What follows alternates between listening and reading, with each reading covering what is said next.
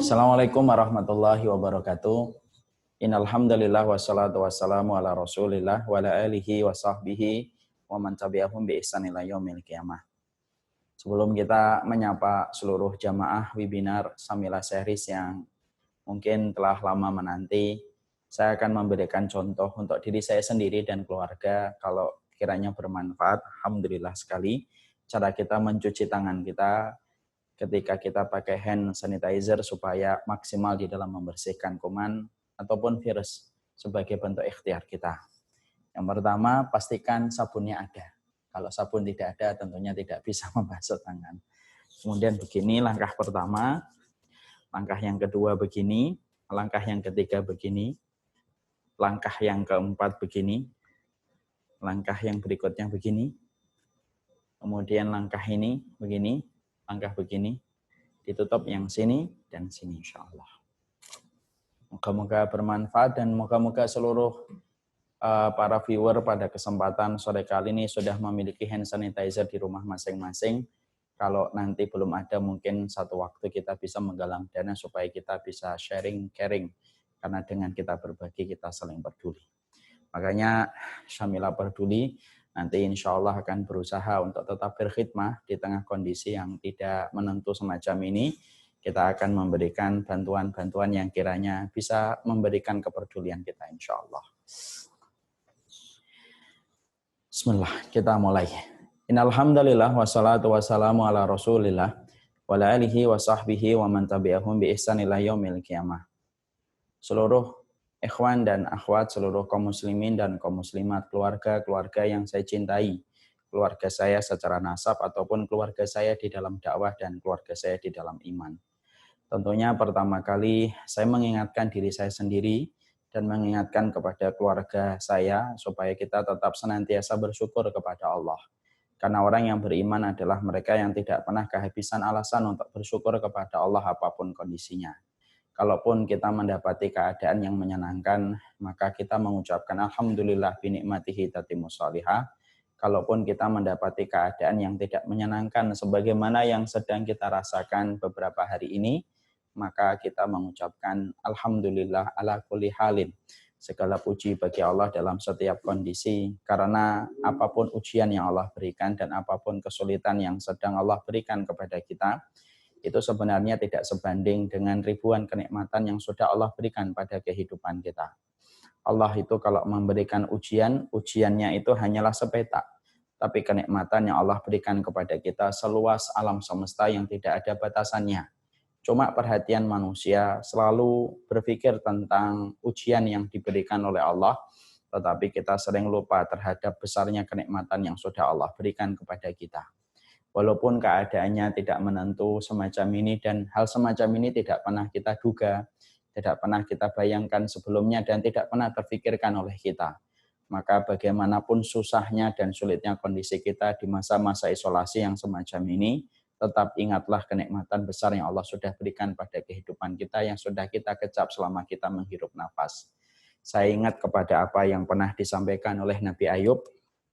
Nabi Ayub itu diberikan oleh Allah sakit ketika usia umur 70 tahun. Ketika usia 70 tahun barulah beliau diberikan sakit. Sakit yang begitu berat, sakit yang tidak pernah dirasakan orang sebelumnya dan insya Allah itu adalah sakit yang tidak Allah berikan setelahnya. Tapi ketika beliau sakit setelah usia 70 tahun, maka yang membuat heran istrinya adalah kenapa Nabi Ayub selalu bersabar dan tetap bersyukur kepada Allah.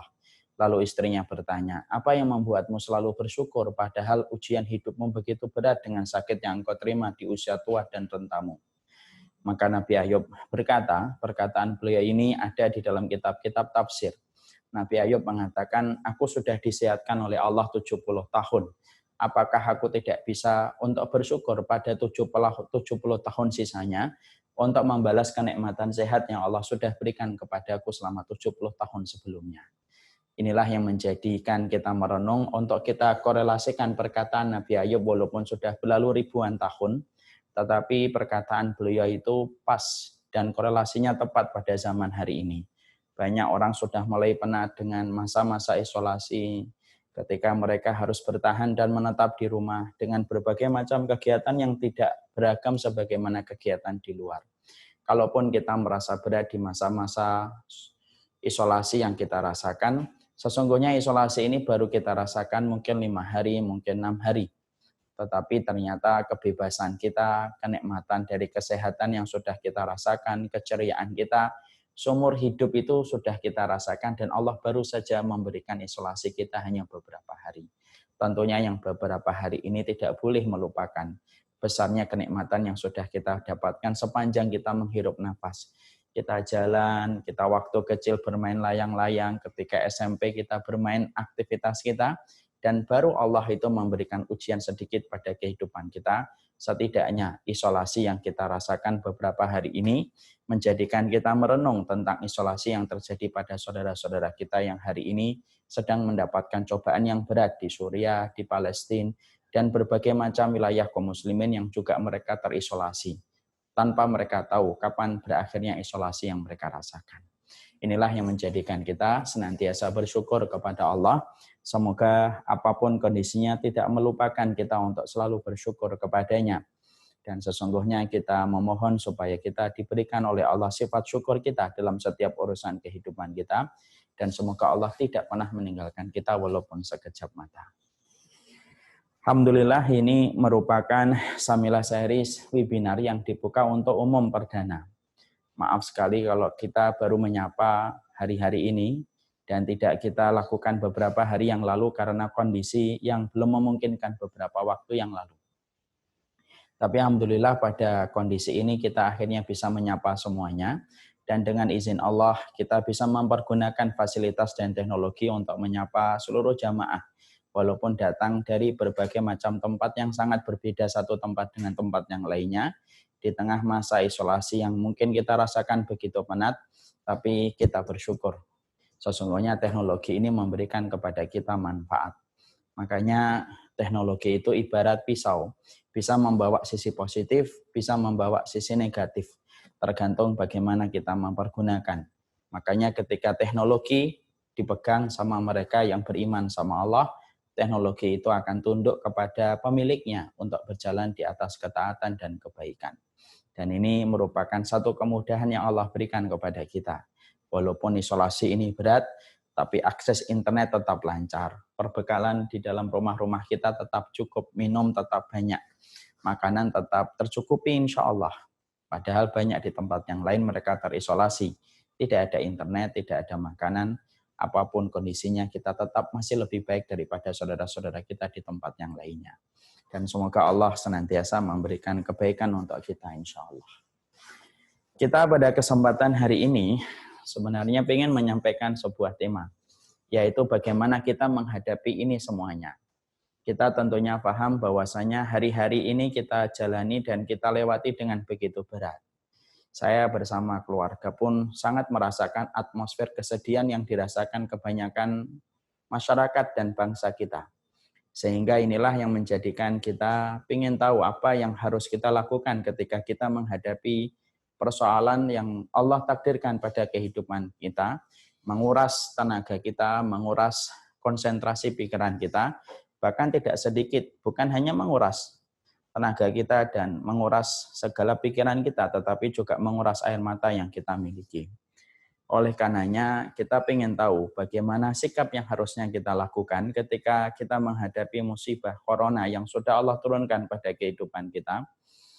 Karena ini pun harus kita jalani dan kita perlu petunjuk yang disampaikan oleh orang-orang salih dari kalangan para ulama, supaya betul-betul kita tidak menjadi orang-orang yang ikut-ikutan ketika kita menghadapi wabah corona ini. Maka sebenarnya muslim itu secara sederhana terbagi menjadi dua. Ada muslim yang pertama, yaitu adalah muslim yang disebut dengan follower. Maka disebut dengan muqallidun. Muslim-muslim muqallidun itu adalah muslim-muslim yang mereka itu hanya ngefollow. Apa yang sedang viral, mereka ikut viral. Apa yang sedang heboh, mereka ikut heboh. Ketika yang lain pada tertawa, dia ikut tertawa. Ketika yang lain pada sedih, dia ikut sedih. Ketika yang lain pada memborong masker, dia ikut memborong masker. Tetapi dia melakukan itu bukan karena ilmu, bukan karena petunjuk, tetapi dia melakukan itu semuanya karena sifatnya adalah follower. Dia hanya pemerhati apa yang sedang terjadi pada kebanyakan orang, apa yang sedang terjadi pada kebanyakan orang itulah yang akan dia lakukan dan dia kerjakan. Ini tipe muslim yang pertama, muslim follower. Ada muslim yang kedua yang disebut dengan muslim mufakir ataupun mudabbir. Kemudian kalau bahasa kita disebut dengan muslim thinker. Muslim thinker itu adalah muslim yang sifatnya pemikir. Segala sesuatu yang terjadi, apa yang heboh dan viral di media massa ataupun dalam kehidupan, tidak secara otomatis menjadikan dia ikutan heboh. Tapi dia selalu berpikir bagaimana syariat mengatur apa yang sedang heboh itu untuk dia pandang dan dia selesaikan sesuai dengan cara yang dia dapatkan dalam syariat. Dia menjadi pemikir dan selalu mengembalikan apa yang terjadi di muka bumi ini kepada aturan langit, yaitu aturannya Allah. Karena dia tahu Allah selalu memiliki jawaban atas seluruh persoalan yang terjadi di atas permukaan bumi. Maka yang kedua disebut dengan muslim thinker. Muslim thinker ini adalah seorang muslim yang betul-betul mereka itu kalau melakukan sesuatu tidak ikut-ikutan heboh dengan apa yang viral. Dia punya sikap, dia punya posisi, dia punya kondisi, sebagaimana sikap dan kondisi yang ditunjukkan oleh syariat. Dia tidak ikut-ikutan heboh, dia tidak ikut-ikutan rame, tetapi dia akan selalu mengikuti petunjuk-petunjuk yang ada. Dan salah satunya petunjuk yang dia ikuti adalah petunjuk para ulama, karena dia paham para ulama itu menerjemahkan kebenaran yang disampaikan oleh Allah dan Rasul-Nya. Oleh karenanya tentunya kita ingin bahwasanya kita ini bukan menjadi muslim follower. Dan Ana berharap keluarga saya dan saya ini tidak menjadi muslim follower. Walaupun melepaskan diri dari kriteria dan sifat muslim follower itu tidak ringan. Tapi kita ingin sekali kita lepas dari ikatan kita bahwasanya kita menjadi muslim follower. Kita ingin menjadi muslim thinker supaya betul-betul kita mampu untuk melihat seluruh kondisi dan seluruh keadaan yang sedang terjadi pada kondisi semacam ini. Kita harus mengembalikan semuanya kepada petunjuk karena sesungguhnya ilmu adalah bagaikan tongkat bagi si buta. Ilmu adalah pelita di tengah malam supaya kita tidak terperosok kepada lubang ular yang membahayakan disebabkan kita tidak memiliki ilmu ketika menyikapi sesuatu. Oleh karenanya itulah yang menjadikan kita ingin membahas ini. Sebenarnya ini merupakan renungan untuk saya dan keluarga. Tapi kalau renungan ini bermanfaat bagi semuanya keluarga yang saya cintai, tentunya saya tidak mengharapkan kecuali adalah keberkahan dalam kehidupan ini. Maka setelah kita memahami itu, kita juga harus paham, setelah kita memahami bahwasanya kita ingin menjadi muslim thinker yang sifatnya adalah selalu merenung tentang apa yang harusnya kita lakukan. Tidak ikut-ikutan terseret, tidak ikut-ikutan terbawa-bawa dengan kebiasaan dan dengan sikapnya orang yang tidak beriman kepada Allah. Tentunya kita harus paham bahwasanya ketika wabah corona sedang terjadi, menjaga pikiran itu penting. Karena kesehatan ini harus kita jaga, imun kita harus jaga, metabolisme kita harus jaga, karena salah satu di antara perkara yang sangat efektif untuk menolak virus yang datang kepada tubuh kita itu apabila kita memiliki imun yang baik dan metabolisme yang baik. Imun yang baik dan metabolisme yang baik itu bukan hanya datang dari makanan dan minuman yang bervitamin, tetapi juga melalui pola pikiran yang sehat. Dan pola pikiran yang tenang. Karena sehat itu kan dua kalau kata para dokter. Kalau bukan pola pikir, ya pola makan. Kalau kata orang Jawa ditambahi, kakean pola. Nah itu kalau kita kan dua. Pola pikir dengan pola makan. Maka tidak ada manfaatnya terlalu signifikan kalau kita menjaga minuman, menjaga makanan, dan vitamin untuk menjaga tubuh kita. Tapi pikiran kita ketakutan. Makanya kemudian kita harus berusaha memberikan atmosfer ketenangan pada pikiran kita supaya kita ketika menghadapi wabah virus corona ini tidak buru-buru kita dalam kondisi kalut sampai membebani pikiran. Karena pikiran kalau terlalu terbebani, syaraf akan menjadi tegang dan penyebab dan pemicu penyakit itu kalau pikiran kita terlalu berat. Makanya kita akhirnya dapati orang gila, kenapa banyak makan yang basi di tong sampah tapi mereka sehat? Karena sesungguhnya pola pikiran mereka yang tenang.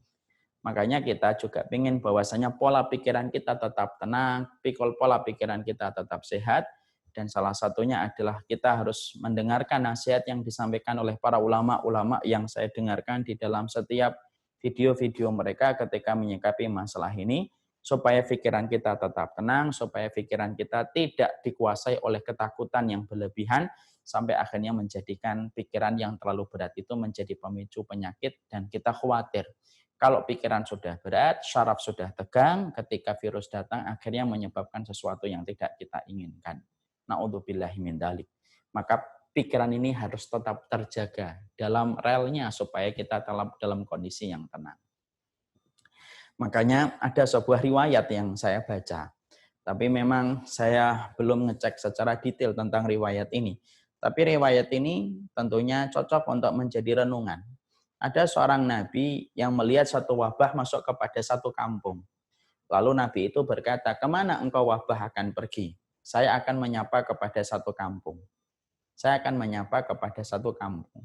Lalu nabi itu bertanya, "Berapa orang yang kamu akan cabut wahai wabah ketika memasuki kampung itu?"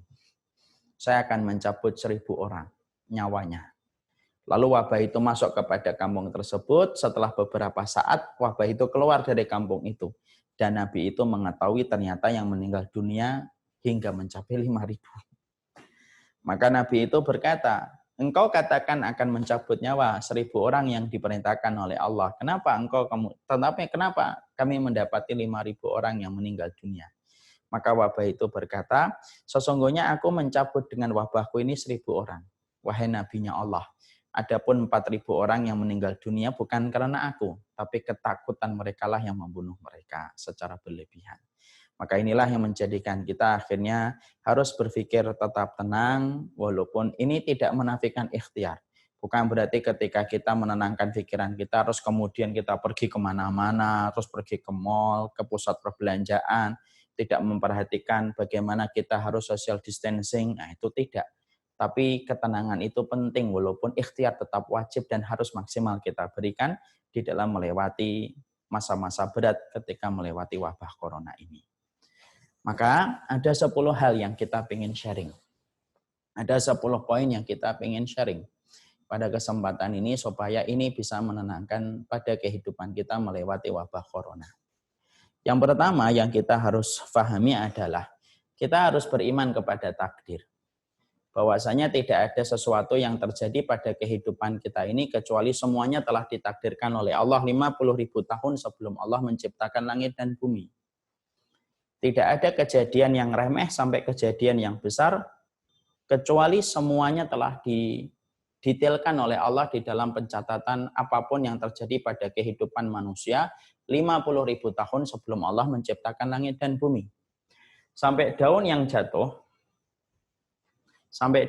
jatuh pun di atas muka bumi, maka sesungguhnya tidak ada satu daun yang jatuh di atas muka bumi ini kecuali telah ditakdirkan oleh Allah. Apa yang menyebabkan daun itu jatuh, berapa kekuatan angin yang menyebabkan daun itu rontok, di mana daun itu jatuh, dan berapa lama tanah itu menguraikan daun tersebut sampai dia menyatu menjadi unsur tanah, semuanya telah diatur oleh Allah. Kalau urusan daun yang jatuh pada kehidupan kita ternyata tidak lepas dari takdir Allah yang sudah ditetapkan 50.000 tahun sebelum Allah menciptakan langit dan bumi, maka sesungguhnya bagaimana dengan wabah? Wabah ini pun merupakan bagian yang sudah ditakdirkan oleh Allah 50.000 tahun sebelum Allah menciptakan langit dan bumi. Kalau kemudian kita sudah beriman bahwasanya setiap mukmin ketika dia paham rukun iman salah satunya beriman kepada takdir Allah, baik itu takdir yang baik ataupun yang buruk, maka kehidupan kita bersahaja. Dan fungsinya takdir itu membuat kehidupan hati kita tetap tenang. Kalau dapat sesuatu, maka dia tidak akan terlalu bergembira, terlalu sangat. Kalaupun dia luput dari sesuatu, dia tidak terlalu sedih. Kenapa? Karena semua itu telah ditakdirkan oleh Allah 50.000 tahun sebelum Allah menciptakan langit dan bumi. Kalau kita menyikapi wabah corona, tetapi tidak memiliki kekuatan untuk memahami iman kepada takdir, sebagaimana perintah yang disampaikan oleh Allah dan Rasul-Nya, saya khawatir hati kita akan sempit, dada kita akan merasa sesak ketika kita tidak mampu menerjemahkan setiap kejadian ini merupakan bagian dari takdir Allah yang sudah ditetapkan olehnya 50.000 tahun sebelum Allah menciptakan langit dan bumi. Semua terjadi karena sebab dan pasti ada hikmahnya. Dan itu pasti Allah akan berikan dalam kehidupan kita sebagaimana Allah tidak pernah mendolimi setiap makhluk dan setiap hambanya. Saya ingin sharing sedikit. Saya ini punya seorang teman saya punya seorang sahabat. Ada satu musibah yang dia peroleh ketika beliau menjadi ustadz muda di salah satu pondok pesantren. Sampai akhirnya beliau pada satu kesempatan, beliau ngajak salah satu santri untuk membeli satu barang di pinggir kota. Keluar dari pondok, menaiki motor. Dan ketika menaiki motor, qadarullah kecelakaan. Jatuh berdua dari motor tersebut dan santri yang beliau ajak langsung meninggal di tempat. Beliau ketika meninggal, padahal beliaunya dalam kondisi selamat, hanya lecet-lecet saja. Maka beliau kemudian betul-betul menyesali takdir yang berjalan dan menimpa pada kehidupan beliau. Sampai akhirnya beliau itu mengurung dirinya di sebuah kamar, lalu beliau menyalahkan dirinya terus-menerus. Coba kalau saya tidak ngajak dia, coba kalau saya tidak di pondok, coba kalau saya tidak jadi ustadz, coba kalau tidak ada motor, coba kalau saya tidak membeli barang, coba kalau saya tidak ke pinggir kota. Semua pertanyaan itu membuat dadanya sesak. Dan akhirnya ketika dada itu sesak, maka dia mengurung diri dan menyalahkan dirinya terus. Sampai akhirnya tidak melakukan aktivitas apapun. Walaupun saya tahu orang tua dari santri yang meninggal itu sudah meridhoi dan tahu bahwasanya kejadian itu tidak lepas dari takdir Allah. Disinilah kita akhirnya belajar. Inilah fungsinya iman. Iman itu bukan hanya mengatur sholat kita. Tapi fungsinya iman yang harus kita perhatikan, rukun kita kepada Allah tidak akan sempurna dari rukun yang pertama sampai kita mengkorelasikan itu dengan rukun yang terakhir, yaitu iman kita kepada takdir. Kalau kita sudah paham semua berjalan karena takdir, semua pemberitaan yang bertubi-tubi menceritakan tentang corona bermacam-macam, sampai saya itu bingung untuk membedakan mana yang hoax dan mana yang tidak hoax. Baru tadi pagi saya diberitahu katanya pintu tol sudah ditutup, sudah tegang duluan, sudah mikir bagaimana ini, bagaimana itu. Tapi ternyata Masya Allah, kejadian itu akhirnya menjadikan kita ini kalau terus digempur dengan pemberitaan, dan kita tidak pernah tahu mana itu yang hoax dan mana yang tidak hoax, lalu kita tidak punya iman kepada takdir, maka kita akan menjadi sempit dadanya, maka kita kemudian akan menjadi tidak bersahaja ketika kita memandang dan melewati wabah corona ini. Maka yang pertama, wajib bagi kita untuk mengkondisikan semua yang terjadi tidak pernah lepas dari takdirnya Allah Subhanahu wa taala. Makanya viewer yang semoga Allah rahmati, saya teringat dulu ketika ibu saya meninggal dunia pada waktu kecelakaan. Ketika beliau dalam kondisi kecelakaan, pada waktu ibu saya mendapatkan serangan jantung. Ketika mendapatkan serangan jantung, saya mendapati ibu akhirnya meninggal dunia dalam serangan jantung itu. Sempat terfikir oleh saya ketika mendapati ibu saya meninggal dalam serangan jantung itu, ada bisikan-bisikan yang mulai ada di dalam dada saya itu. Coba kalau saya bawa ibu ke rumah sakit, coba kalau saya bawa ibu ke Jakarta, coba kalau dipasang ring, coba kalau dibawa ke Singapura. Nah, semuanya itu ada. Tapi semuanya ditutup dengan sebuah kata yang saya tanamkan kepada hati saya. Semua sudah terjadi karena takdir Allah. Kalaupun dibawa, kalaupun dioperasi, dan kalaupun dipasang ring, kalau Allah menakdirkan hari itu meninggal dunia pun akan meninggal dunia. Dan akhirnya hati saya menjadi lapang dan menerima apapun yang telah diputuskan oleh Allah Subhanahu wa taala. Itu yang pertama. Yang kedua yang kita harus pahami ketika melihat ini, yaitu adalah yang kedua. Kita harus melihat wabah corona ini dengan kacamata iman. Bahwasanya kita harus melihat dengan tauhid kita. Jangan menjadi orang materialistik dan jangan menjadi orang yang sekuler ketika memandang apa yang terjadi. Sebagaimana ketika kita mendengar wabah corona selalu berhenti dengan kata virus. Selalu berhenti di situ. Sebagaimana kalau terjadi gempa selalu berhenti dengan kata gesekan lempeng bumi. Kalau mendengar kata tsunami selalu berhenti dengan kata ledakan di dasar lautan yang menjarah sampai ke daratan dan hanya berhenti di situ doang. Padahal kalau kita melihat kejadian ini, orang yang beriman itu harusnya ketika melihat kejadian yang sedang terjadi pada kehidupan kita, itu harus dikembalikan kepada Allah. Jangan sampai kita melihat Allah di dalam sholat, kita melihat Allah di dalam tawaf, kita melihat Allah di bulan Ramadan ketika kita juga melaksanakan tahajud melihat Allah, tapi kita tidak melihat Allah ketika terjadi gempa. Kita tidak melihat Allah ketika terjadi tsunami. Kita tidak melihat Allah ketika terjadi wabah corona. Betul, penyebabnya itu adalah virus. Betul, itu tidak kita nafikan. Kita tidak ingkari bahwasanya pencetusnya itu virus. Apakah ini karena pola makan yang berantakan, ataukah memang karena yang lainnya kita tidak ngerti. Tapi yang kita harus pahami bahwasanya virus ini tetap makhluknya Allah. Dan harusnya kita korelasikan ini adalah kembali kepada Allah. Jangan menjadi orang materialistik bahwasanya kita tidak melihat apa yang sedang viral pada kehidupan kita, lalu kita tidak lihat itu kembalikan kepada Allah. Kita hanya beriman secara narasi, tapi kita tidak beriman secara aplikasi pada kehidupan kita. Saya sedih kalau kemudian kehidupan yang sudah semacam ini kita lewati, berat gitu, tetapi kita tidak mengkorelasikan apa yang kita dapatkan untuk kita kembalikan kepada Allah. Ini kan salah besar ini. Maka kita menjadi orang materialistik yang hanya melihat sesuatu itu dengan data, tetapi tidak melihat dengan iman. Dan pasti ada message yang Allah kirimkan untuk kita. Jangan sampai kita tidak paham ini message-nya apa yang Allah kirimkan untuk kita ketika Allah kirimkan wabah ini pada kehidupan kita. Orang yang tidak paham dengan message, orang yang tidak paham dengan isyarat itu biasanya adalah orang yang mereka bebal. Padahal ada sebuah kaidah yang dijelaskan di dalam bahasa Arab, al-labibu bil isyarati yafham. Sesungguhnya orang pintar itu dengan satu isyarat itu paham. Allah kalau mengirimkan ini, pasti Allah akan kirimkan banyak sekali pelajaran-pelajaran untuk kita. Dan jangan sampai kemudian kita tidak mengkorelasikan wabah ini kepada Allah. Hanya berhenti dengan kata virus. Lalu kemudian kita tidak mengkorelasikan kepada Rabb yang menguasai alam semesta. Makanya saya sedih kalau ini kita bandingkan pada kehidupan zaman sahabat Nabi. Pada zaman sahabat Rasulullah ada sebuah dialog luar biasa. Umar bin Khattab radhiyallahu anhu itu pernah mengetes imannya seorang anak penggembala kambing ketika dia menggembala kambing dengan ratusan orang. Dengan ratusan kambing. Lalu kemudian Umar bin Khattab berkata, jual salah satu kambing kamu untuk saya. Lalu penggembala kambing itu yang masih belia berkata, tidak bisa, ini bukan kambing saya. Alah, sudahlah, jual aja untuk saya.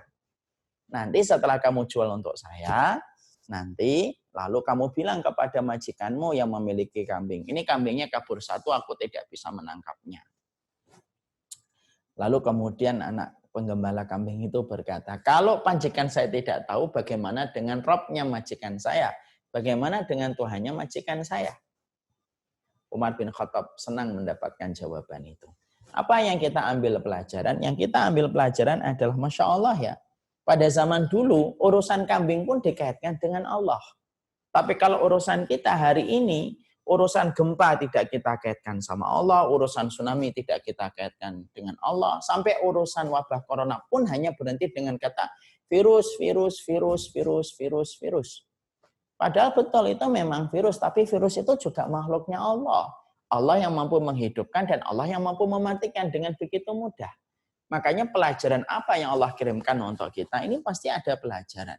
Dan pelajaran inilah yang penting untuk kita ambil, supaya kemudian ini tidak berlalu tanpa kita mengambil faedah yang ada di dalam wabah corona yang Allah kirimkan untuk kita. Makanya tolong, poin yang kedua, jangan menjadi kaum materialistik. Jangan menjadi orang-orang yang mereka sekuler. Memandang bahwasanya apa yang terjadi dengan data medis tetapi melupakan apa yang ada di balik data itu. Sebagaimana terjadi gempa, hanya melihat kepada data apa yang disampaikan oleh kemudian orang yang menyampaikan data, tapi melupakan siapa yang di balik data itu. Semua itu berpulang kepada Allah Subhanahu wa Ta'ala. Saya tidak ngerti ini. Pasti hikmahnya pasti banyak. Hikmahnya banyak itu akhirnya orang yang mungkin selama ini meremehkan wudhu akan akhirnya menghayati wudhu. Orang yang meremehkan niqab akhirnya menghormati niqab. Orang yang asalnya tidak percaya Tuhan, akhirnya mereka percaya kepada Tuhan. Yang selama ini sombong ketika dia mengatakan dirinya tidak bertuhan ketika wabah itu terjadi, akhirnya mereka pun mengakui dan meminta doa supaya mereka diselamatkan. Dan itu pun kita rasakan. Akhirnya kita dekat dengan nafas kematian ketika kita mendengar satu persatu orang meninggal dunia ketika disapa dengan wabah ini. Masya Allah, bagaimanapun beratnya ujian ini kita dapatkan. Semoga kita tidak tumpul untuk menangkap korelasi yang terjadi pada kehidupan ini. Kita kembalikan bahwasanya ini terjadi karena kehendak Allah Subhanahu wa taala. Itu yang kedua. Yang ketiga, yang kita harus pahami adalah sesungguhnya kejadian ini mengingatkan saya tentang sebuah hadis Rasulullah. Ini supaya membuat tenang. Ingat ya, para viewer yang semoga dirahmati oleh Allah. Nanti kalau saya mengatakan tenang, jangan sampai nanti terus nantang-nantang virusnya. Terus kemudian pergi ke pasar, ke keramaian. Jangan begitu. Tenang itu supaya kita tetap berikhtiar semaksimal mungkin. Setelah itu bertawakal dengan ketenangan hati. Karena tawakal itu harus tenang hati. Jangan sampai tawakal tapi nggak tenang hatinya. Tawakal itu syaratnya dengan ketenangan hati. Yang ketiga yang kita harus lakukan adalah, yang kita harus pahami adalah ada sebuah hadis Rasulullah ketika Nabi bersabda. Kita ilustrasikan ini manusia. Rasulullah mengatakan, kullu ibni Adam, sesungguhnya anak Adam, wa ala janbihi, di sekitarnya itu tis'atun wa tis'una maniyatan. Ada 99 sebab kematian. Maka ketika dia kemudian selamat pada satu sebab, maka belum jaminan dia akan selamat pada sebab berikutnya. Terus bersambung. Terus bersambung. Ada yang selamat pada sebab yang pertama, belum tentu selamat pada sebab yang kedua. Ada yang selamat pada sebab yang ketiga, belum tentu selamat pada sebab yang keempat. Terus nyambung sampai 99. Para ulama mengatakan, apakah memang jumlahnya 99, ataukah Nabi menyebut 99 untuk menunjukkan banyaknya? Maka saya lebih condong kepada pendapat yang kedua. Nabi menyebutkan 99 itu karena menunjukkan banyaknya sebab kematian. Maka ketika manusia itu mengetahui dan mengimani sabda Rasulullah, berarti kita ini hanya pindah dari satu sebab kematian kepada sebab kematian berikutnya. Ada yang selamat pada sebab yang ke-6, belum tentu selamat pada sebab yang ke-7.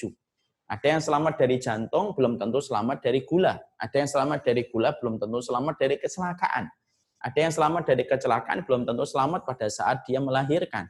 Ada yang selamat ketika melahirkan, belum tentu dia selamat dari percobaan pembunuhan. Terus bersambung dan jumlahnya banyak. Makanya saya ingatkan dengan sebuah kisah nyata. Di Palu ketika habis terjadi tsunami di Palu, ada satu keluarga terdiri dari 4 orang.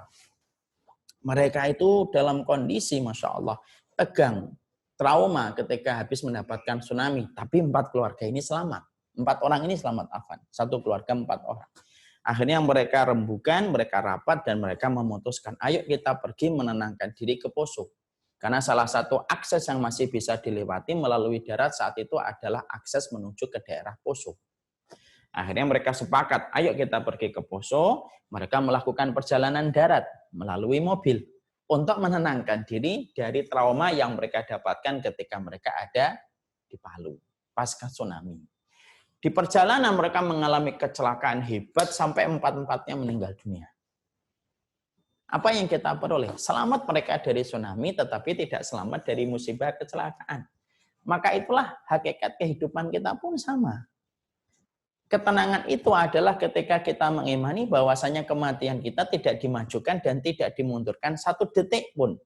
Corona tidak memajukan ajal, sebagaimana tidak ada corona pun tidak menjauhkan ajal. Coba Bapak dan Ibu perhatikan hari ini, Masya Allah ini, yang meninggal bukan karena corona, banyak. Ada yang meninggal kecelakaan, ada yang meninggal di ICU setelah dirawat 3 hari, ada yang meninggal di rumah sakit setelah dirawat 1 bulan, ada yang tiba-tiba mendadak tadi habis tidur dia meninggal dunia, banyak. Jangan sampai perhatian kita kepada corona menyebabkan kita lupa bahwasanya sebab kematian itu berjibun yang Allah kirimkan untuk kita.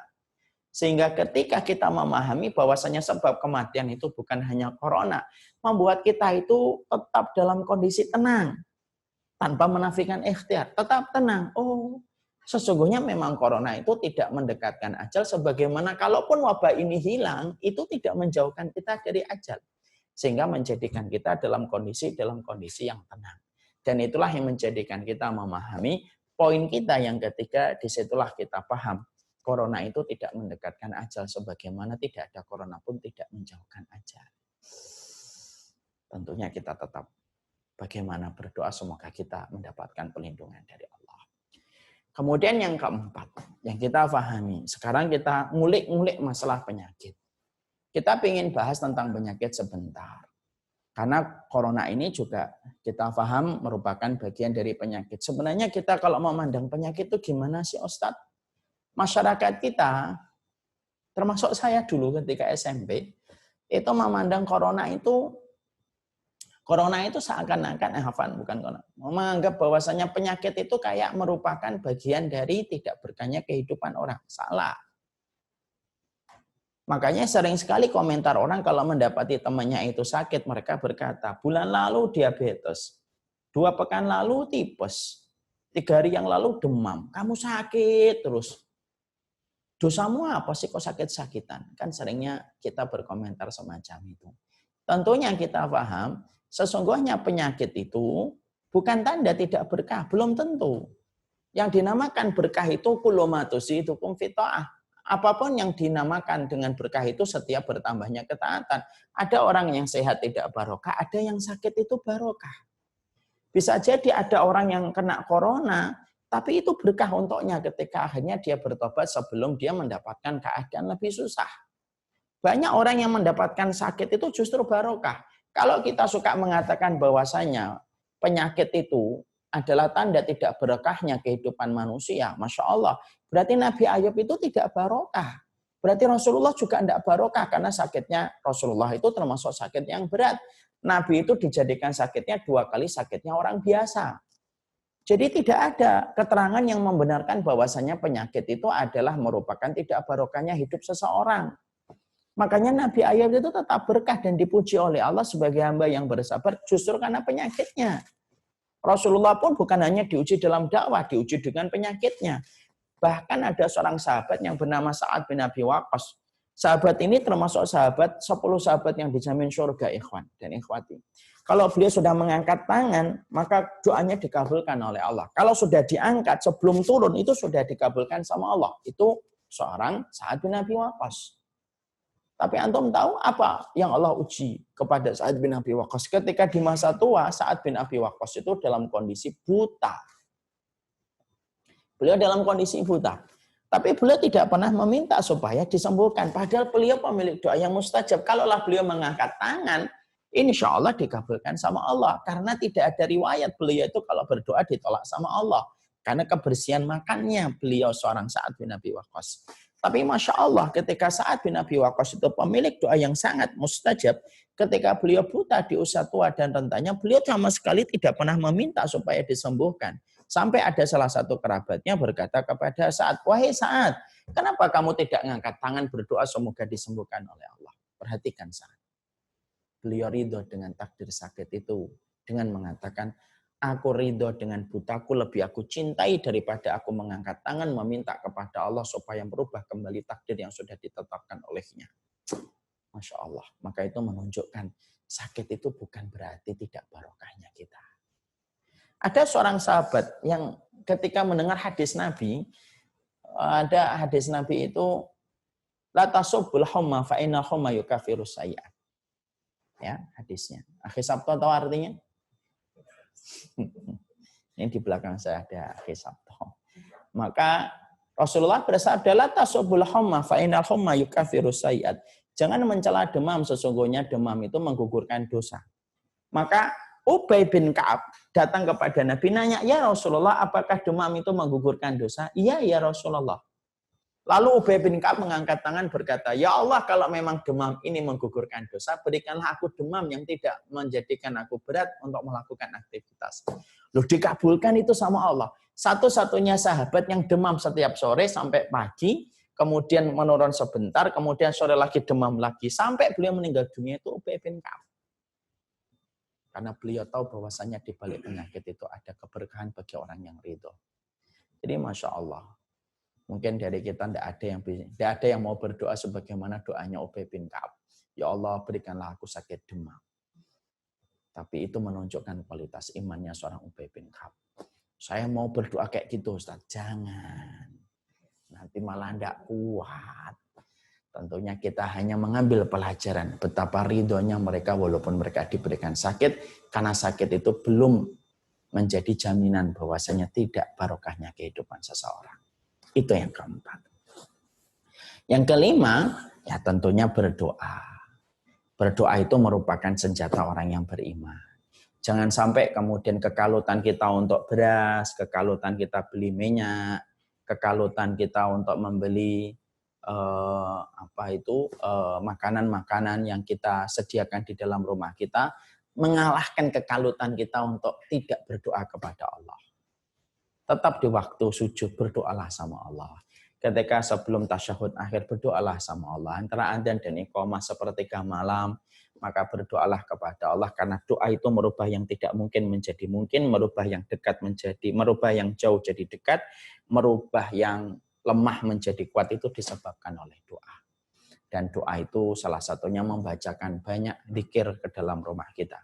Saya membaca dalam kitab Hilyatul Aulia, salah satu di antara metode terbaik untuk menghadapi wabah adalah memperbanyak zikir kita kepada Allah Subhanahu wa taala. Karena zikir itu memberikan kekuatan yang luar biasa. Makanya banyak sekali kisah-kisah nyata yang kita dapatkan dari orang yang senantiasa dia berdoa kepada Allah. Karena doa itu memberikan kebaikan. Saya cerita kisah nyata ya. Saya itu pernah ketika masih tinggal di Pamulang. Saya pernah pulang-pulang itu mendapati kakak saya itu muntah-muntah yang pertama. Saya tanya sama bapak ibu yang saat itu ibu masih ada. Kenapa bu? Nggak tahu, tadi habis makan ayam taliwang. Muntah-muntah. Padahal yang makan ayam taliwang saat itu ada bapak saya, ada ibu saya, ada kakak saya yang cerebral palsy yang perempuan juga. Tapi yang muntah itu hanya kakak saya yang laki-laki. Saya betul-betul bingung muntah. Beliau dalam kondisi cerebral palsy kan tidak bisa ditanya. Muntah-muntah. Berserakan di mana-mana karena beliau tidak bisa dikondisikan muntahnya di kamar mandi. Bapak saya ngepel saat itu. Ini saksinya bapak saya sendiri. Ketika pada saat itulah saya akhirnya membawa beliau ke klinik di depan komplek. Diobati, disuntik, lalu kita bawa pulang. Ketika sampai ke rumah, ternyata masih muntah-muntah. Jam saat itu menunjukkan hampir jam 11 malam lebih. Saya sudah mulai kalut, sudah mulai bingung gitu. Saya akhirnya ngomong sama bapak, Pak, kalau memang sampai jam 12 malam muntahnya tidak berhenti, kita bawa ke rumah sakit aja ya Pak. Ya nak, kamu yang lebih tahu. Karena memang bapak dan ibu saya tidak tahu daerah Pamulang. Karena mereka saat itu memang baru saja datang beberapa pekan sebelumnya. Ketika saya lagi duduk, lalu tiba-tiba saya itu menangkap sebuah kitab di ruang tamu saya, Mawsu'atul Adab Al-Islamiyah Al-Murattabah ala Hurufil Hijaiyah. Itu merupakan kitab yang membahas tentang sunnah Rasulullah. Dari A sampai Z. Saya teringat, ya Allah, saya harus membacakan Quran, saya harus berwudu kalau ada orang yang sakit. Akhirnya saya berwudu, ibu saya suruh juga berwudu, akhirnya saya usapkan bagian wudu itu ke kakak saya. Lalu saya membacakan Al-Quran. Ibu yang duduk di sebelah kanan, saya duduk di sebelah kirinya. Kakak saya Mazusar di sebelah kirinya. Maka ibu membacakan ayat kursi dan 3 surat. Al-Ikhlas, Al-Falaq, An-Nas. Saya membacakan surat Al-Baqarah dari awal. Nggak sampai 20 ayat kalau tidak salah. Kakak saya tertidur. Akhirnya berhenti muntahnya. Masya Allah. Akhirnya sempat saya bingung. Saya sempat agak tenang. Kemudian saya membantu bapak untuk mengepel. Nah, qadarullah saya subuh ada kajian subuh.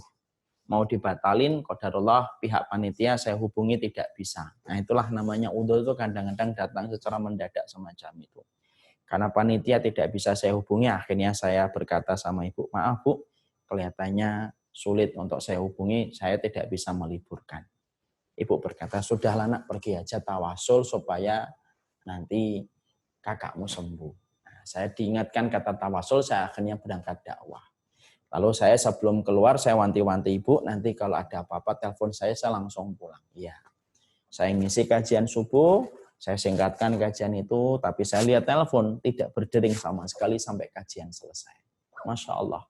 Setelah itu saya pulang, saya masih ingat baru mau masuk tiba-tiba ibu saya mengingatkan. Masya Allah. Nak, sujud syukur ya nak. Kakakmu sudah sembuh, baik, tadi bangun seger, makan lagi, minum sudah normal. Tidak usah minum obat. Lalu ada kata-kata mendiang ibu yang saya ingat sampai hari ini. Sunnah itu kalau diimani, pasti akan membawa kebaikan. Masya Allah. Disitulah kita paham, kadang-kadang kita ingat obat ini, obat itu, obat ini. Kadang-kadang ketika menyebut nama obat, kita lebih hafal daripada ayat-ayat Al-Quran yang harusnya kita baca. Padahal salah satu fungsinya Al-Quran itu syifa. Dia itu penyembuh. Dan semoga di dalam masa-masa yang semacam ini kita membacakan Quran, kita berdoa, kita berzikir. Karena sesungguhnya, sekali lagi, virus ini makhluknya Allah. Dan pastikan dengan kalam Allah kita menundukkan apa yang Allah turunkan pada wabah ini. Kemudian yang keenam, yang saya ingin sampaikan adalah kedudukan orang yang apabila ada yang meninggal bagaimana Ustadz? Sudah banyak yang berjatuhan. Selama mereka orang yang beriman, mereka ikhlas, mereka ridho. Saya dengarkan ada beberapa dokter, saya tidak tahu apakah beritanya benar atau tidak benar. Ada 3 dokter yang sudah meninggal dunia, maka Masya Allah, Allahumma firlahum warhamu wa'afihi wa'afu'ahnum. Orang yang meninggal kalau terkena wabah taun, maka sesungguhnya mereka itu dinilai sebagai orang yang mati syahid. Al-mat'unu syahidun. Orang yang meninggal dunia ketika terserang wabah taun, maka sesungguhnya dia matinya dalam kondisi mati syahid. Dia akan mendapatkan kedudukan besar di sisi Allah. Syaratnya iman, ikhlas dan ridho ketika mendapatkan wabah itu.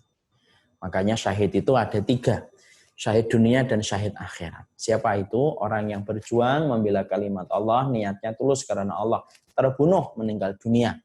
Maka ini adalah orang yang syahid di dunia, syahid di akhirat. Di dunianya tidak dimandikan, tidak dikafani, dan di akhiratnya akan dikumpulkan bersama dengan para nabi. Ada yang kedua, syahid di dunia, tapi tidak syahid di akhirat. Siapa itu? Orang yang berperang di jalan Allah, tapi niatnya bukan karena Allah. Niatnya adalah karena ingin mendapatkan pujian perempuan, ingin mendapatkan uang, tujuannya adalah untuk kelompok dan golongan. Maka kalau niatnya salah, dia di dunia syahid. Dia tidak dimandikan, tidak dikafani, dan tidak disolatin menurut beberapa madhab. Tapi di akhiratnya dia mendapatkan neraka karena tergelincir masalahnya. Ada yang ketiga. Ada orang yang tidak syahid di dunia. Kalau meninggal diperlakukan sebagaimana orang biasa tidak syahid.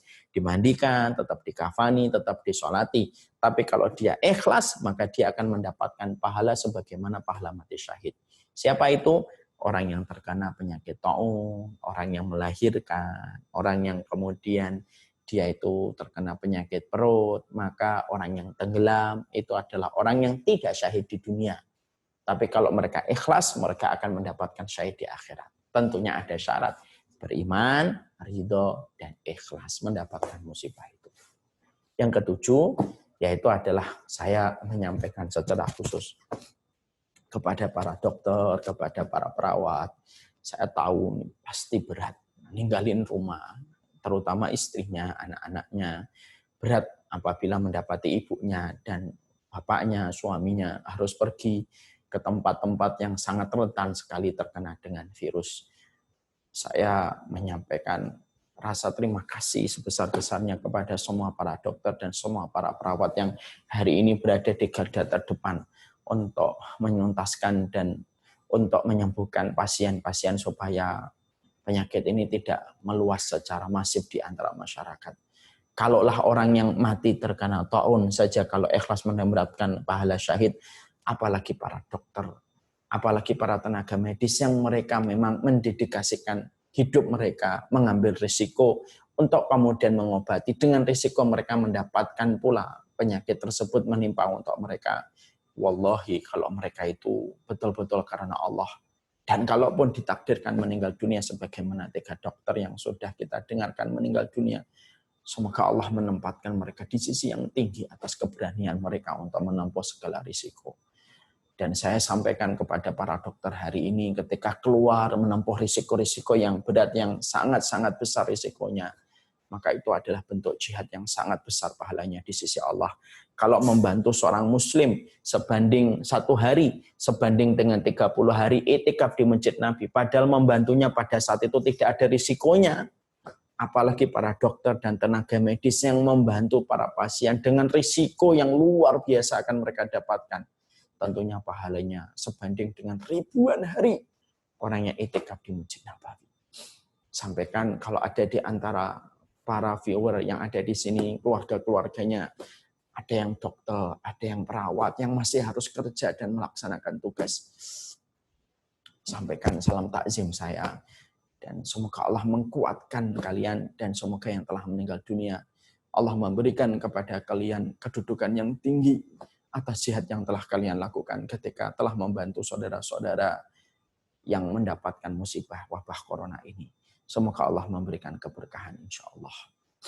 Kemudian yang ke-8, mungkin ada yang bertanya, Ustadz, sampai kapan wabah ini akan kita lewati Ustadz? Saya tentunya tidak bisa jawab. Tapi yang jelas bahwasanya Allah kalau tahu bahwasanya kita sudah tidak mampu, pasti Allah itu akan mengambil kembali. Karena Allah tidak pernah memberikan ujian kepada satu kaum kecuali Allah melihat kita masih mampu. Kalau nanti sudah tidak ada daya dan upaya kita kecuali Allah Subhanahu wa taala, maka pada saat itulah nanti Allah pasti akan menolong. Dan pertolongan Allah itu selalu datang pada saat-saat kita sudah tidak punya harapan kecuali kepada Allah. Pertolongan Allah kepada Musa, kapan? Ketika Nabi Musa berhadapan dengan Laut Merah, di belakangnya itu Fir'aun, tidak ada lagi harapan kecuali kepada Allah. Pada saat itulah lautan itu berubah menjadi daratan. Ketika Nabi Ibrahim itu diikat di atas tumpukan kayu dan akan dibakar. Lalu Nabi Ibrahim tidak ada daya dan upaya kecuali dia hanya berharap kepada Allah sambil mengucapkan hasbunallah wa ni'mal wakil. Pada saat itulah api itu menjadi dingin. Allah itu selalu menurunkan pertolongan ketika manusia tidak ada lagi harapan kecuali kepada Allah. Makanya kalau kita sudah pasrah, ya Allah, kita kemudian bertaubat, mungkin banyak kesalahan dan pasti banyak kesalahan yang kita lakukan. Pada saat itulah Allah pasti akan memberikan pertolongan. Allah tidak akan meninggalkan kaum yang masih sujud kepadanya. Allah tidak akan meninggalkan kaum yang akan terus berzikir kepadanya. Allah tidak akan pernah meninggalkan kaum yang terus mengetok-ngetok pintu langit untuk berdoa kepadanya. Karena Allah adalah rahmatnya, tidak ada batas akhirnya dan tidak ada finishnya. Maka pastikan bahwasanya ini akan segera berlalu. Nomor 9, bagaimana dengan rezeki kita Ustaz? Pastikan rezeki kita sudah ditakar oleh Allah. Mungkin saatnya kita mulai agak mengencangkan ikat pinggang kita. Mulai belajar sederhana, menikmati yang sedikit. Tapi pastikan bahwasanya wabah ini tidak akan pernah mengurangi takaran takdir yang telah ditetapkan oleh Allah. Takaran 1 rupiah pun tidak akan dikurangi oleh Allah. Tetap yakin Allah pasti akan memberikan rezeki terbaik untuk kita. Karena sesungguhnya apapun kejadian tidak akan pernah menjauhkan rezeki. Apapun kejadian tidak akan pernah mampu mendekatkan rezeki. Maka itu hanyalah Allah yang memberikan rezeki dan tetap yakin kepada Allah Subhanahu wa taala.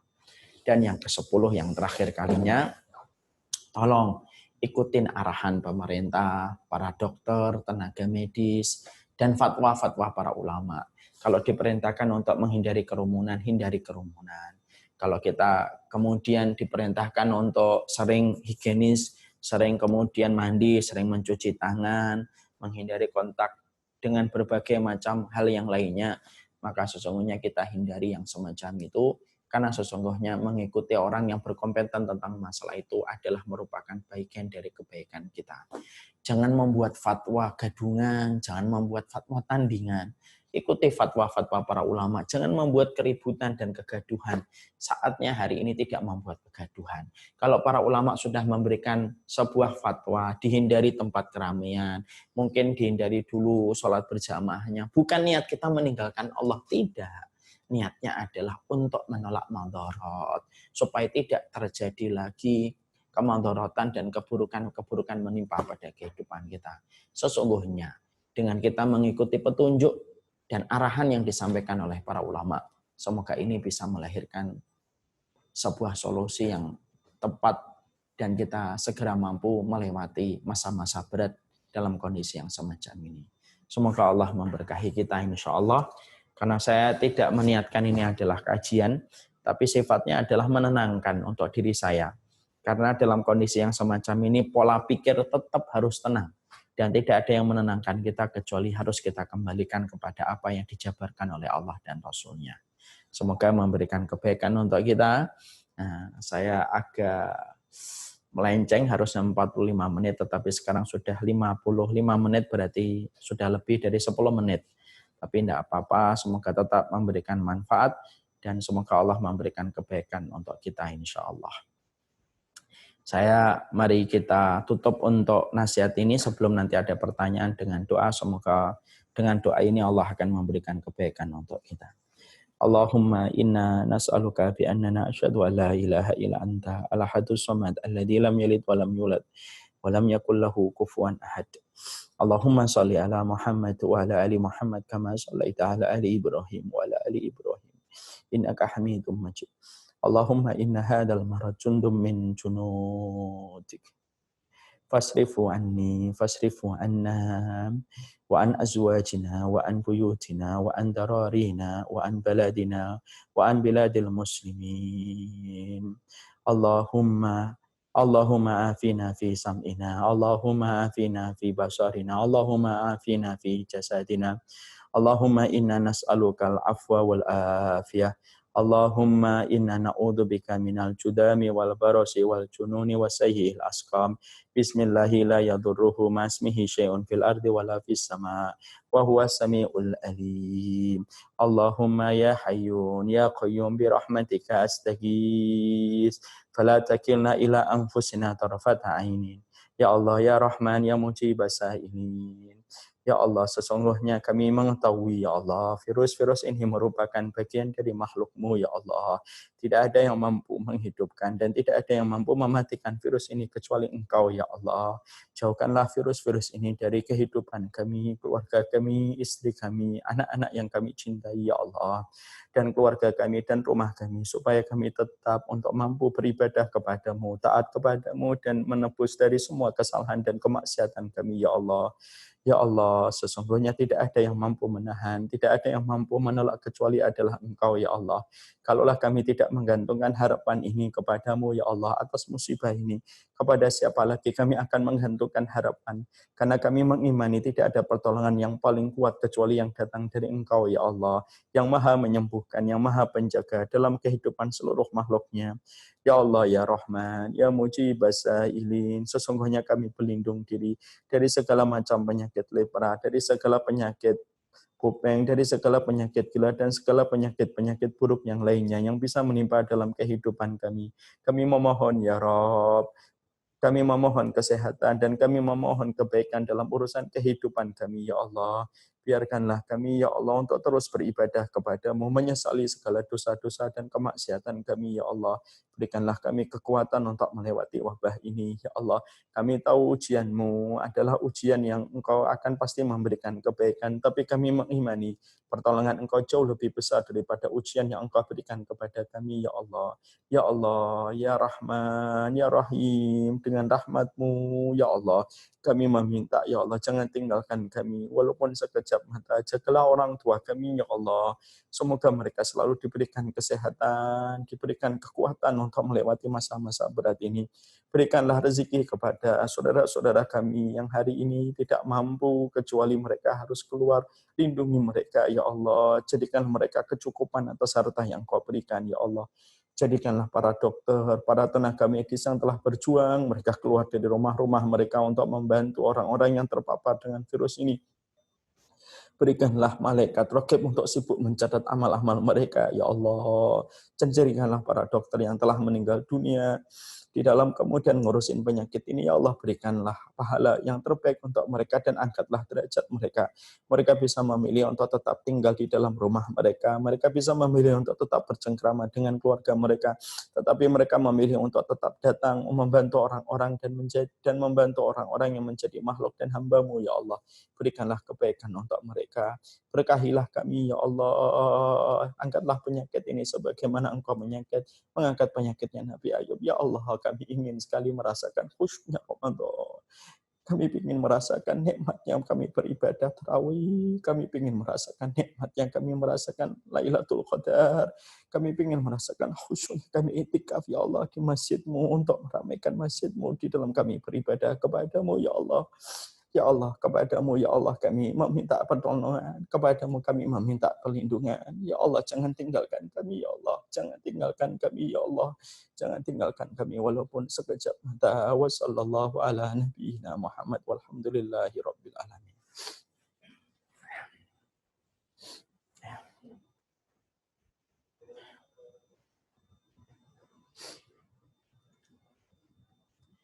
Alhamdulillah, mungkin kajian kita sudah selesai dan kita lanjutkan dengan tanya jawab saja. Kita selama ini kan tidak banyak berjumpa, tidak banyak bertemu.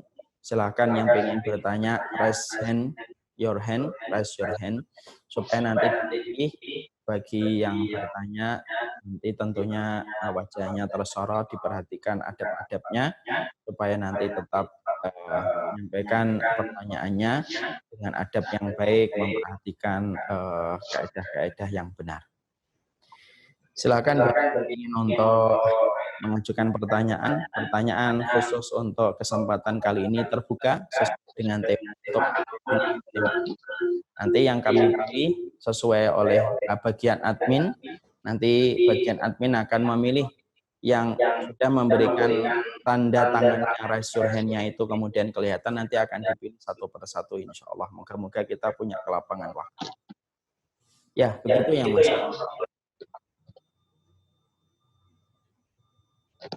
Ya, insya Allah, Ustaz. Nah, sebenarnya udah ada yang masuk nih, Ustaz, dari tadi juga.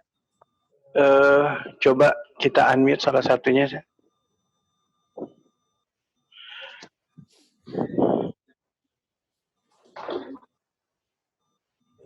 Ibu Irma, boleh buka, kita udah buka, boleh dilanjutkan dengan pertanyaannya. Assalamualaikum Mbak Irma. Tolong di-unmute dulu Mbak Irma. Assalamualaikum.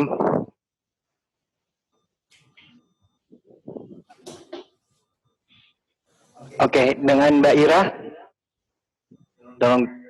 Ya Mbak Irma. Assalamualaikum.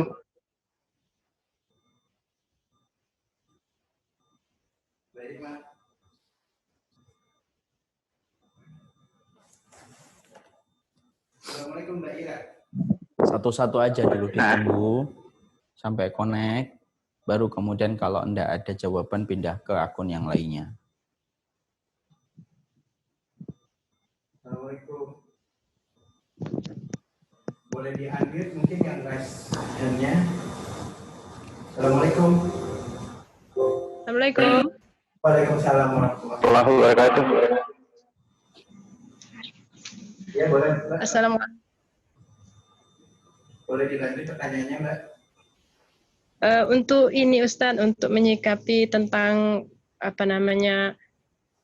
kekosongan di Ka'bah, apakah itu sebenarnya suatu ancaman akhir zaman atau seperti apa Ustadz? Terus bagaimana sebenarnya cara menjaga keluarga kita dari virus ini agar kita tetap bisa istiqomah di dalam beribadah kepada Allah Subhanahu wa taala. Mungkin itu Ustadz, terima kasih. Assalamualaikum warahmatullahi wabarakatuh. Waalaikumsalam warahmatullahi wabarakatuh. Dari Ibu siapa? Ibu Ira yang semoga Allah rahmati. Saya doakan semoga keluarga Ibu dan keluarga kami selalu dilindungi oleh Allah Subhanahu wa taala. Menyikapi tentang kekosongan Ka'bah hari ini, tentunya kita harus paham bahwasanya mengosongkan Ka'bah ini bukan hanya terjadi sekarang, beberapa puluh tahun pun terjadi yang lalu, tetapi karena sebab-sebab yang syar'i. Jadi ketika kita melihat, tentunya tidak usah kita korelasikan dengan berbagai macam teori-teori terlebih dahulu, karena kita belum tahu. Dan tentunya terlalu prematur kalau kita langsung mengambil kesimpulan begini dan begitu. Kenyataan yang jelas terjadi adalah memang wabah corona ini nyata dan ada di sekitar kita.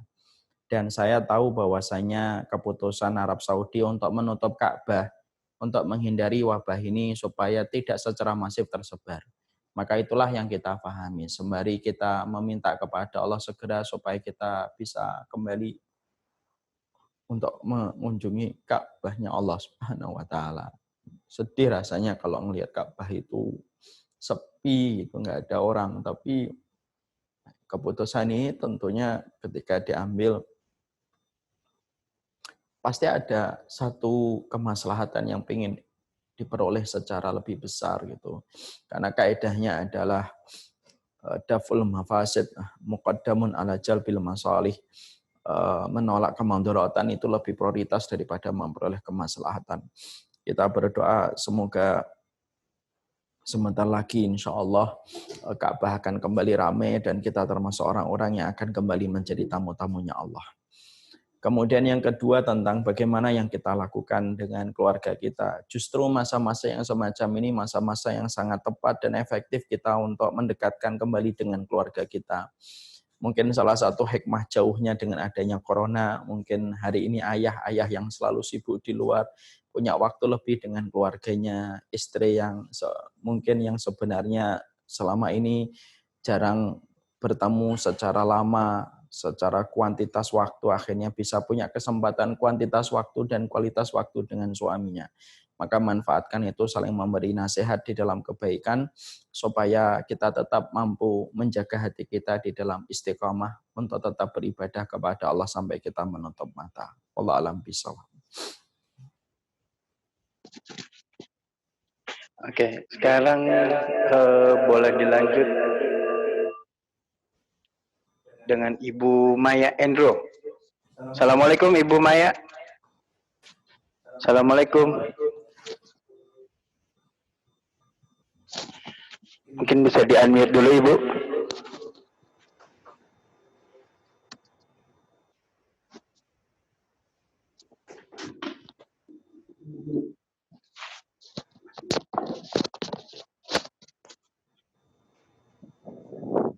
Oke, Assalamualaikum.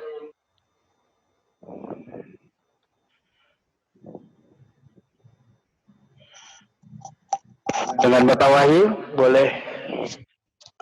Assalamualaikum Ustaz. Waalaikumsalam warahmatullahi wabarakatuh. Afwan mau tanya perihal bagaimana cara menguburkan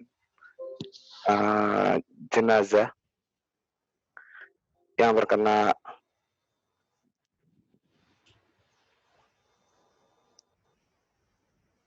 Boleh diulang pertanyaannya Bapak? Assalamualaikum. Saya paham insya Allah. Dari Pak siapa nanti dari?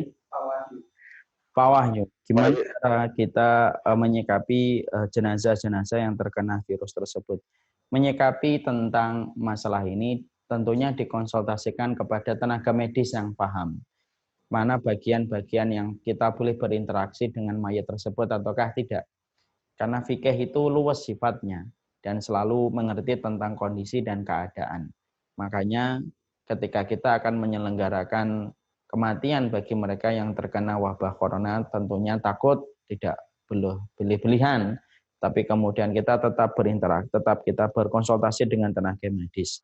Kalau tenaga medis menyampaikan ini sudah ditutup dengan plastik, sudah ditutup dengan kain kafan, dilapisi kain kafan, insya Allah aman, karena sudah ada pelindungnya dengan plastik ataupun dengan kain kafan, maka penjelasan itu sudah cukup bagi kita untuk tenang dan tidak perlu sampai berlebihan ketika menyikapi satu hukum.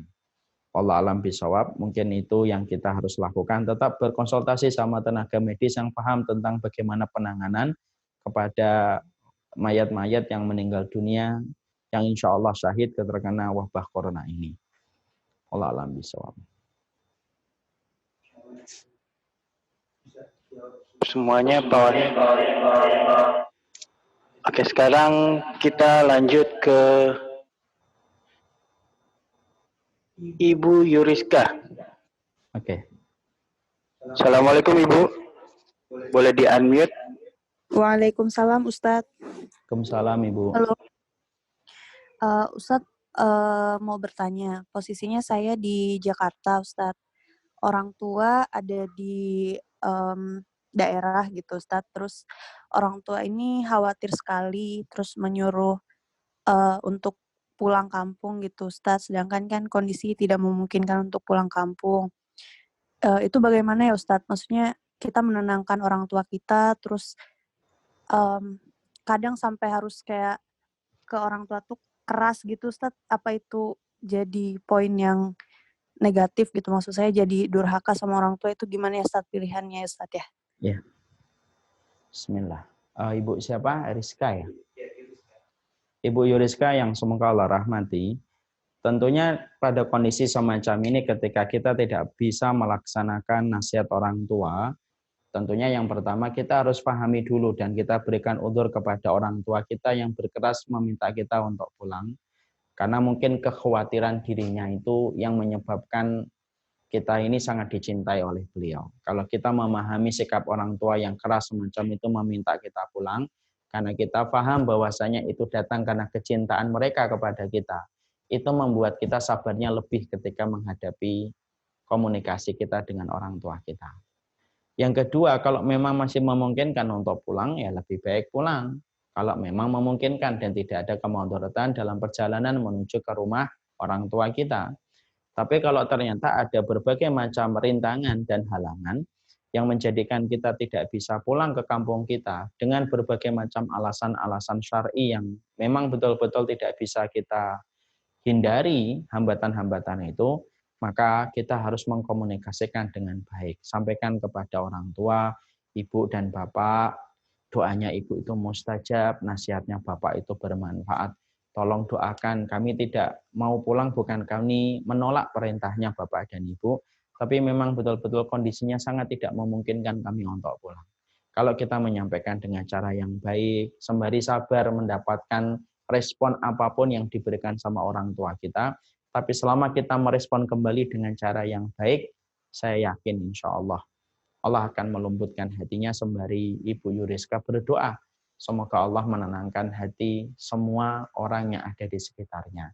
Nanti tolong ketika sholat maghrib, berdoa kepada Allah, Allahumma la sahla ila ma ja'altahu sahla, wa anta taj'alul hasana idza syi'ta sahla. Ya Allah, jadikanlah kesulitan saya untuk bicara dan mengkomunikasikan dengan Ibu, Kau jadikan komunikasi ini menjadi mudah, dan jadikanlah ini menjadi kebaikan untuk kami.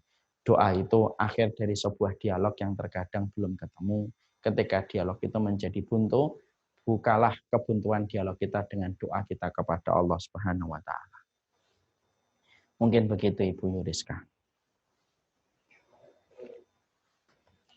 Ya, semoga bermanfaat dan dijawab Ibu Yuriska, dan kita kembali ke yang biasa nih, Ibu Mega. Assalamualaikum Ibu. Assalamualaikum.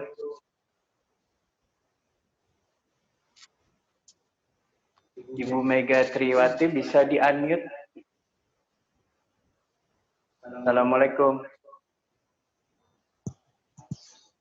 Assalamualaikum Ibu Mega. Waalaikumsalam.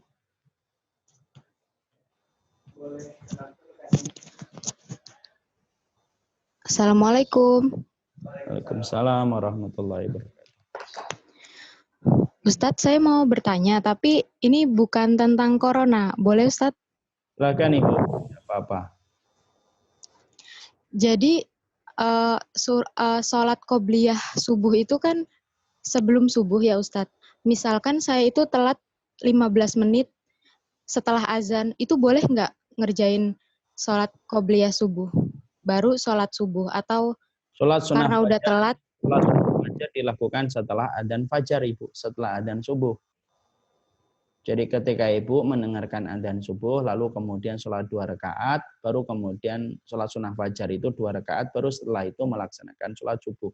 Jadi kalau pertanyaan Ibu setelah adzan, kemudian Ibu bangun terlambat 15 menit dari adzan, kemudian sholat sunnah fajar 2 rakaat atau sunnah qobliyah 2 rakaat, baru sholat subuh, maka itu benar. Maka itu benar, insya Allah.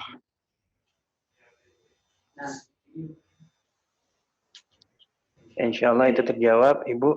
Dan ini mungkin dari penanya yang terakhir ya Ustaz. Ya, terakhir. Mungkin masih banyak pertanyaan yang lainnya yang masuk, tetapi qadarullah mungkin kita tidak bisa merespon semuanya insya Allah. Nanti nantikan acara dan program webinar-webinar berikutnya, insya Allah nanti kita akan merespon. Dan satu waktu mungkin kita akan membuka question and answer khusus hanya Q&A. di program webinar, insya Allah. Oke, ini ada Pak Sutarman. Pak Sutarman boleh di-unmute. Assalamualaikum Pak. Assalamualaikum. Pak Sutarman. Assalamualaikum.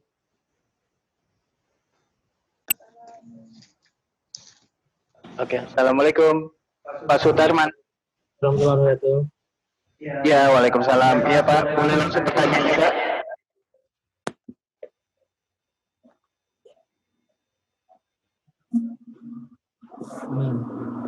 Bisa? Iya. Boleh langsung pertanyaannya Pak?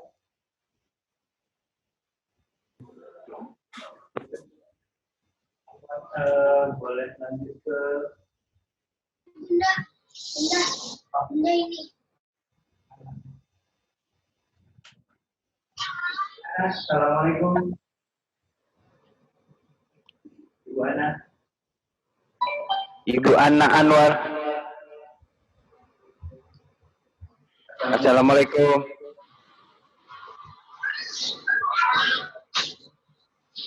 Ibu Ana Anwar. Assalamualaikum.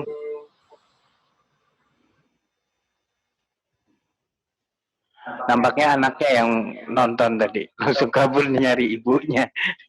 Ya. Ini ada salah satu dokter nih Ustaz, yang resen juga. Sang dokter didahulukan. Yang dokter didahulukan. Dokter Thea Febriana Dewi. Assalamualaikum, Ibu Dokter. Boleh di-unmute? Boleh di-unmute? Dokter Thea, Assalamualaikum. Assalamualaikum. Waalaikumsalam warahmatullahi wabarakatuh. Ini Ustadz mau nanya, ini kan tinggal di pondok ya, kebetulan santri-santri ini kan belum pada pulang. Baiknya tuh dipulangkan dulu atau bagaimana ya? Atau Pondoknya ada di mana, Dokter? di ini Jawa Tengah, Solo. Sudah ada himbauan Sama. sudah ada himbauan dari tenaga medis dan mungkin pemerintah setempat untuk mengosongkan pondoknya? Belum ada sih. Kalau memang belum ada, mungkin baiknya Bu Dokter dengan para ustadz-ustadz di pondok memutuskan bagaimana yang terbaik. Karena memang kalau saya dengar di Solo pun sudah ada yang terjangkiti dengan wabah tersebut. Tapi keputusan tentunya kita harus kembalikan melalui musyawarah internal yang ada di antara para ustadz-ustadz di pondok tersebut. Keputusan yang diambil musyawarah tentunya itu jauh lebih berkah. Saya ini kan orang luar, di luar pagar. Tentunya yang lebih paham tentang apa yang terjadi di dalam pagar pondok itu adalah para ustadz-ustadznya. Saya khawatir nanti kalau saya memberikan pandangan semacam ini, saya tidak paham kondisi. Karena setiap kebijaksanaan itu terkait erat dengan kondisi yang ada di dalam. Karena saya tidak paham kondisi yang di dalam semacam apa, lebih baik Bu Dokter bersama dengan para komponen-komponen di pondok, merekalah yang bermusyawarah bagaimana menentukan yang terbaik. Semoga Allah berikan hasil musyawarah yang terbaik dan sesuai dengan kebaikan kita bersama.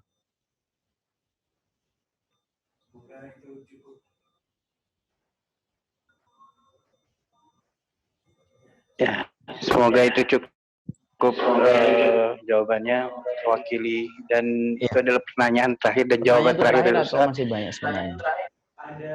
Masih banyak. Ada beberapa sih, masih banyak semuanya, insya Allah. Saya juga menyampaikan kepada seluruh jamaah di sini, nanti tolong disampaikan ke yang lainnya. Kenapa kita menyampaikan kajian kita melalui webinar? Karena ini insya Allah lebih maksimal ketika kita menyampaikan materi, terjadi kontak langsung dengan para viewer dan para seluruh jamaah yang ada, tidak hanya monolog satu dari yang menyampaikan, lalu kualitasnya pun insya Allah lebih bagus. Karena memang menyampaikan kalimat yang terbaik itu harus dengan metode yang terbaik.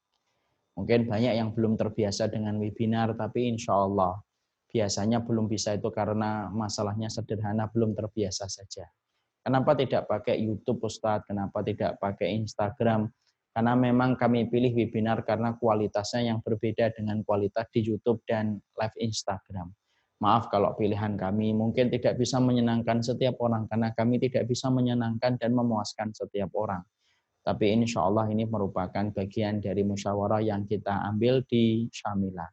Kita akan menyampaikan materi melalui webinar, dan semoga ini tetap maksimal memberikan faedah sapaan kepada setiap jamaah yang ada di sini insya Allah. Dari perawat. Ada pertanyaan dari perawat nih, mungkin benar-benar penutup nih Ustaz. Ya, Kali ini mungkin udah urgent. Assalamualaikum Ustaz, saya mau bertanya, saya perawat dan bertugas menjaga ISO COVID-19. Apakah boleh saya menjamak sholat isya dengan subuh? Karena malam ini saya tugas dari 21.30 sampai 7.30. Dan selama itu saya tidak boleh melepaskan baju azhar. Kalau menjamak antara isya dengan subuh, Ibu, yang semoga Allah kuatkan. Kuat ya Ibu ya, semangat Ibu ya. Kita semua di sini mendoakan insya Allah buat Ibu, semoga Ibu selalu diberikan kekuatan dan keberkahan.